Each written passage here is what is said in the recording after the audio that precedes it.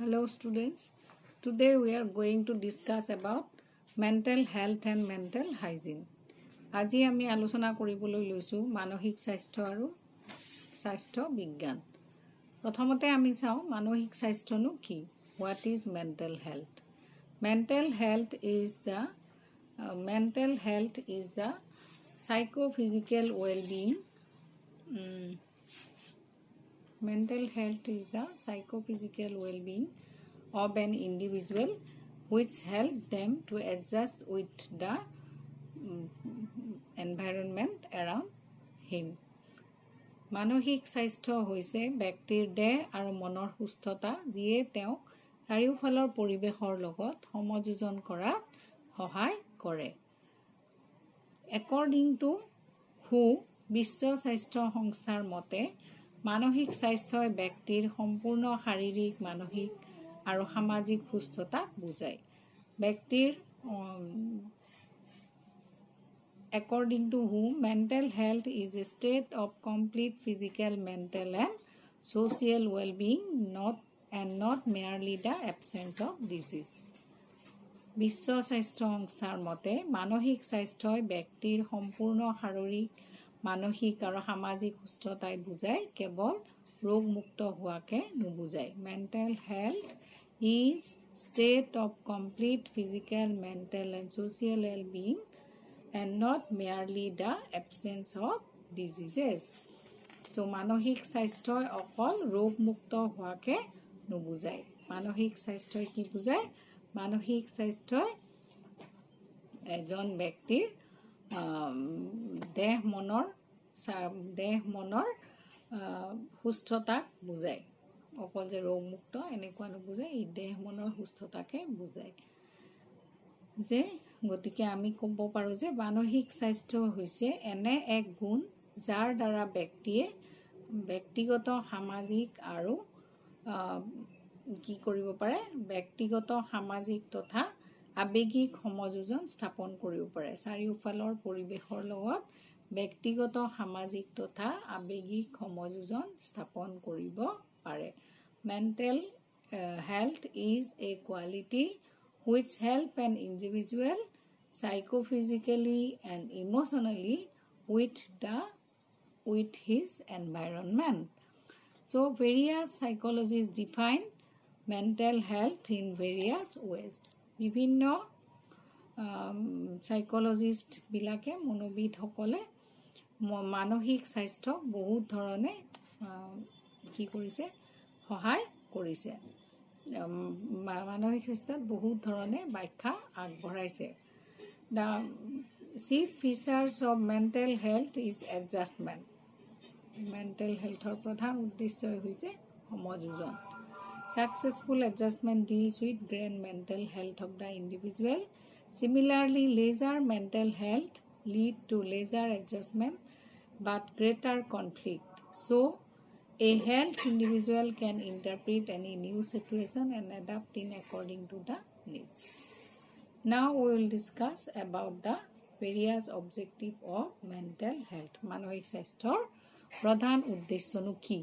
What is the chief objective of mental health? মানসিক স্বাস্থ্যৰ প্ৰধান উদ্দেশ্য কি? মানসিক স্বাস্থ্যৰ প্ৰধান উদ্দেশ্যসমূহ হ'ল: 1 নম্বৰ, ব্যক্তিৰ মানসিক সমস্যাসমূহৰ লগত সমযোজনত সহায় কৰা। ব্যক্তিৰ মানসিক সমস্যাসমূহৰ লগত সমযোজনত সহায় কৰা। দ্বিতীয়তে, মানসিক স্বাস্থ্য সুস্থভাৱে ৰক্ষাৰ উপায়সমূহ বুজি পোৱাত সহায় কৰা। তৃতীয়তে, মানসিক অসুস্থতাৰ কাৰণ, প্ৰতিকাৰৰ সম্পৰ্কে ব্যৱস্থা গ্ৰহণ লোৱাত সহায় কৰা। আৰু চতুৰ্থতে, মানসিক সুস্থতা বজাই ৰাখি সমাজত সুস্থ সমযোজন প্ৰক্ৰিয়াসমূহ জনাত সহায় কৰা। এইবোৰ হ'ল মানসিক স্বাস্থ্যৰ প্ৰধান উদ্দেশ্য। There are some objective of mental health. মানসিক স্বাস্থ্যৰ কেইটামান উদ্দেশ্য আমি আঙুলিয়াব পাৰোঁ। কি? Number 1, it helps in the adjustment with the mental problems. Number 2, it helps to know the various measures of keeping mental health. Next, it helps to know the various causes of mentally unhealthy, mental ill health. So these are some of the objectives of mental health. Then we will see some of the characteristics of a mentally healthy individual. এতিয়া আমি চাওঁ মানসিকভাৱে সুস্থ ব্যক্তি এজনৰ কিছুমান বৈশিষ্ট্য. Number 1, they feel good about themselves. Number 2, they do not become overwhelmed by emotions such as fear, anger, jealous, guilty and anxiety. Number 3, they have lasting and satisfying personal relationship. Number 4, they feel comfortable with other people. Number 5, they can laugh at themselves and with others. Number 6, they have respect for themselves and for others even if there are differences. Then next is they are able to accept life disappointments. They can meet life's demands and handle their problems when they arise. They make their own decision. And the last is they shape their environment wherever possible and adjust with this environment. These are some of the qualities of a mentally healthy person. Now we will discuss about mental hygiene. আমি এতিয়া আলোচনা কৰিম মানসিক স্বাস্থ্য বিজ্ঞানৰ বিষয়ে. মানসিক স্বাস্থ্য বিজ্ঞাননো কি? মানসিক স্বাস্থ্য বিজ্ঞান হ'ল মনৰ স্বাস্থ্য ৰক্ষাৰ নিয়ম কানুন থকা বিজ্ঞানকে মানসিক স্বাস্থ্য বিজ্ঞান বুলি কোৱা হয়. মানসিক স্বাস্থ্য বিজ্ঞানে ব্যক্তিৰ মনৰ স্বাস্থ্য আৰু ইয়াৰ লগত জড়িত থকা বিভিন্ন দিশ সম্পৰ্কে অধ্যয়ন কৰে. মানসিক স্বাস্থ্য বিজ্ঞানৰ প্ৰধান উদ্দেশ্য হৈছে ব্যক্তিৰ ভাৰসাম্য ব্যক্তিত্ব বিকাশ সাধন কৰি সমাজত সুস্থভাৱে সমযোজনত সহায় কৰা. অৰ্থাৎ মানসিক স্বাস্থ্য বিজ্ঞান হ'ল এনেকুৱা এটা বিষয় যাৰ দ্বাৰা ব্যক্তিয়ে কেতবোৰ নীতি নিয়ম বা চৰ্ত অনুকৰণ কৰি ব্যক্তিত্বৰ বিকাশ ঘটাই সমাজত সংগতিপূৰ্ণ সমাজোজনত সহায় কৰিব পাৰে. So mental hygiene. What is mental hygiene? Mental hygiene is a science which deals with human welfare. Mental hygiene is a science which deals with human welfare. It tries to prevent mental disorders, tries to preserve the mental health of the individual as well as of the group. It tries to prevent mental disorder, then tries to preserve the mental health of the individual as well as of the group. So this is the mental hygiene. In the mid of 19th century, William Switzer, the name of the psychologist is William Switzer, who for the first time clearly defined the term mental hygiene. William Switzer for the first time defined the term mental hygiene in the midst of 19th century. So there are three main objectives of mental hygiene. Mental hygiene প্ৰধান উদ্দেশ্য হৈছে তিনিটা. মানসিক স্বাস্থ্য বিজ্ঞানৰ প্ৰধান উদ্দেশ্য হৈছে তিনিটা. মানসিক স্বাস্থ্য বিজ্ঞান শব্দটো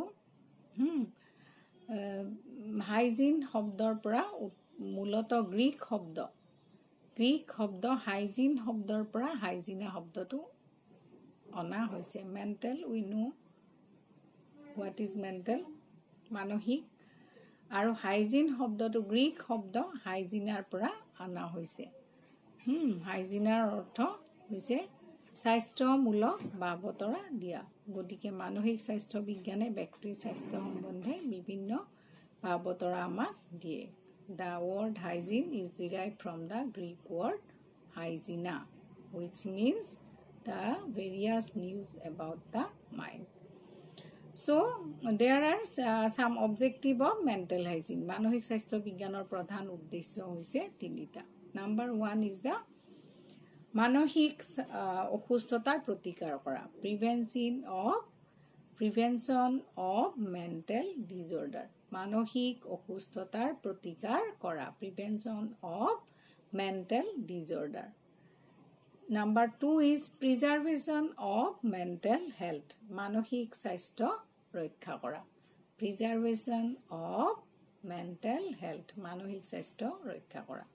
Number 3 is curing mental illness. মানসিক ৰোগ নিৰাময়ৰ ব্যৱস্থা কৰা, curing of mental illness. মানসিক ৰোগ নিৰাময়ৰ ব্যৱস্থা কৰা.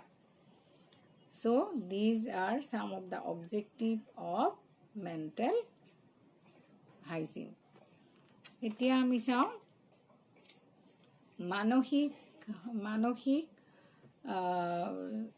what are the various importance of mental health. মানসিক স্বাস্থ্য বিজ্ঞানৰ গুৰুত্ব, মানসিক স্বাস্থ্য বিজ্ঞানৰ গুৰুত্ব, মানসিক স্বাস্থ্য বিজ্ঞান কিয়নো লাগে, what is the importance of mental hygiene. So number 1 is the create awareness of child and student mental health issues. Number 1 is the create awareness of child and student mental health issues. শিশু আৰু ল'ৰা ছোৱালীৰ মানসিক স্বাস্থ্য সম্পৰ্কে সজাগতা বৃদ্ধি কৰিবলৈ. Number 2 is provide a comprehensive guide for effective and meaningful student meeting for organization and professional. ল'ৰা ছোৱালী উপযুক্ত মানসিক স্বাস্থ্য ৰক্ষাৰ ক্ষেত্ৰত উপযুক্ত নিৰ্দেশনা প্ৰদান কৰিবলৈ. Provide a comprehensive guide for effective and meaningful student meeting for organization and professional. Number 3 is the conduct program to generate awareness about children young mental health in its communities. প্ৰতিখন সমাজৰে ব্যক্তিসকলৰ মানসিক স্বাস্থ্য ৰক্ষা সম্বন্ধে সজাগতা বৃদ্ধি কৰিবলৈ.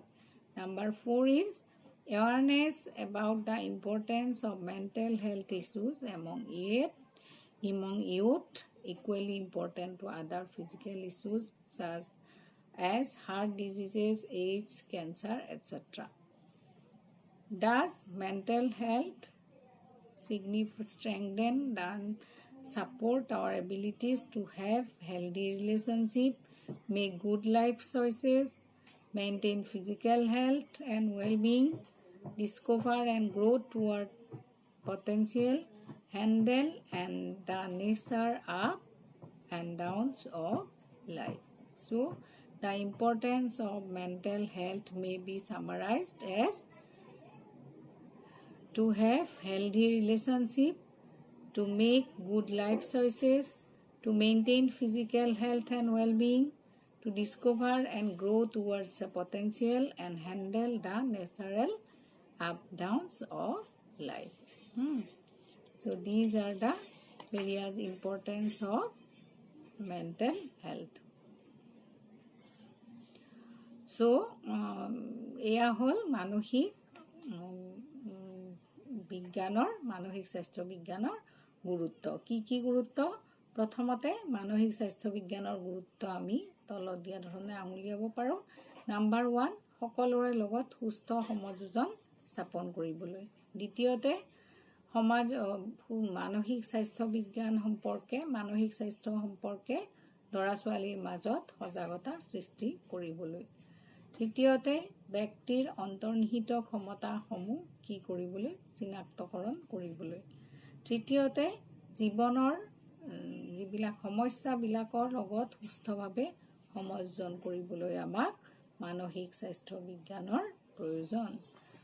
Then the role of school in maintaining proper health.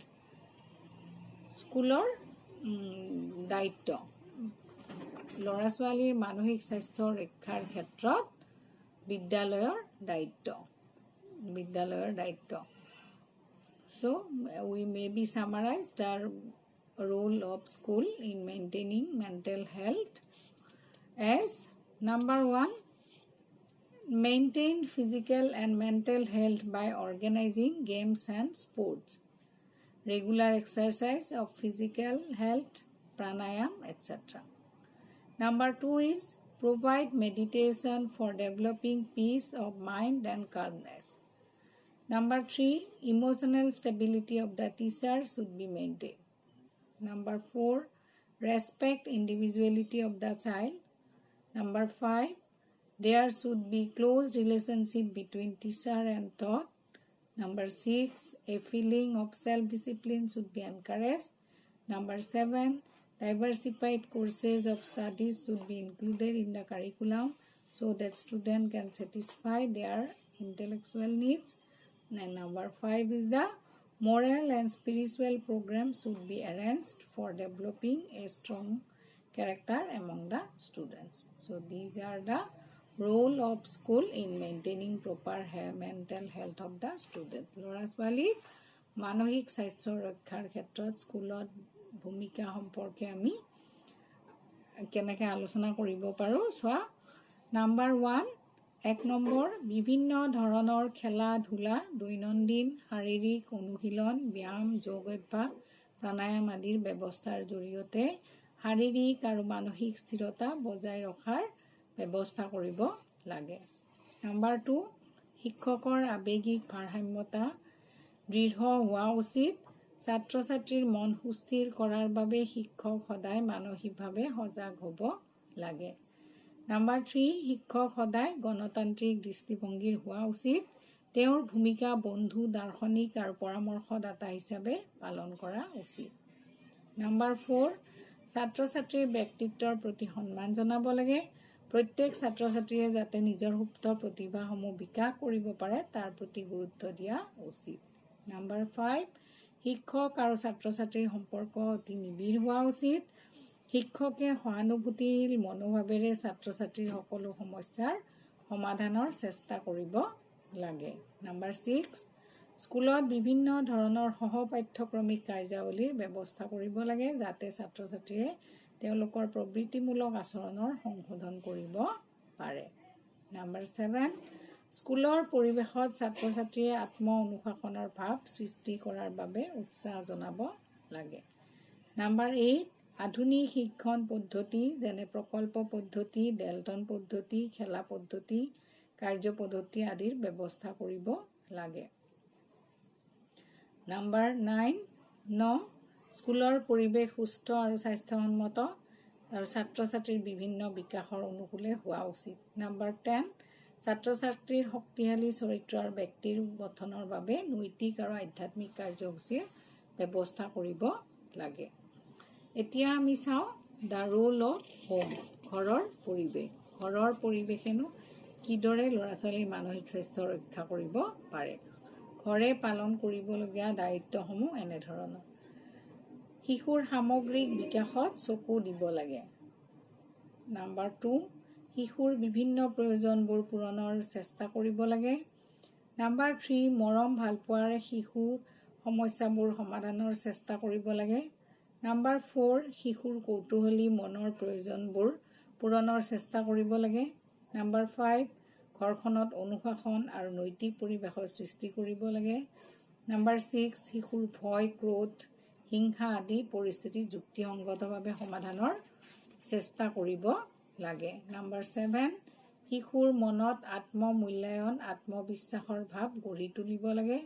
Number 8, শিশুক ত্যাগৰ লগত আনৰ লগত তুলনা কৰিব বা সমালোচনাৰ পৰা তুলনা কৰিব নালাগে বা সমালোচনাৰ পৰা বিৰত থাকিব লাগে। So' the role of home in keeping mental health may be summarized as number 1, importance should be given on all-round development of the children. Number 2, try to fulfill the various needs of the children. Number 4, try to solve the various problems of the child with love and other emotional qualities. Number 4, try to fulfill the various needs of curious mind, care of the student. Number 5 is the to maintain the discipline and moral environment of the moral environment. Try to maintain discipline and moral environment. Then try to solve the various problems with reason. So these are some of the roles of the family that the so today we have discussed about the mental health and hygiene. So you learned at home. Then if any problem, please inform me. Thank you.